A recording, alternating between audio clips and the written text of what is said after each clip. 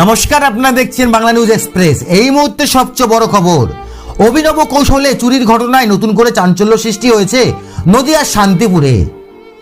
বাড়ির সর্বোচ্চ কিছু লুটপাট করে দরজায় নতুন তালা ঝুলিয়ে পালিয়ে যায় চোরের দল। 15 দিন মেয়ের কর্মস্থলে গিয়ে এখন সর্বশান্ত হয়ে পড়েছেন মাঝবয়সী দম্পতি। চুরির ঘটনায় তদন্ত শুরু করেছে শান্তিপুর থানার পুলিশ।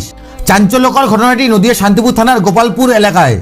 সুধীর সাধুকার দাবি, তার মেয়ে সুস্মিতা কলকাতায় একটি বেসরকারি সংস্থায় কর্মরত। সেই সুবাদে গত 15 দিন আগে তিনি মেয়ের কাছে গিয়েছিলেন তার স্ত্রীকে নিয়ে। বাড়ি দেখাশোনার জন্য দায়িত্ব দিয়ে গেছিলেন ভাইকে।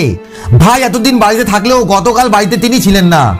সকালবেলা তার ভাই বাড়িতে ফিরে দেখেন গেটের দরজা খোলা, ঘরে ঢোকার গেটে নতুন তালা মারা রয়েছে।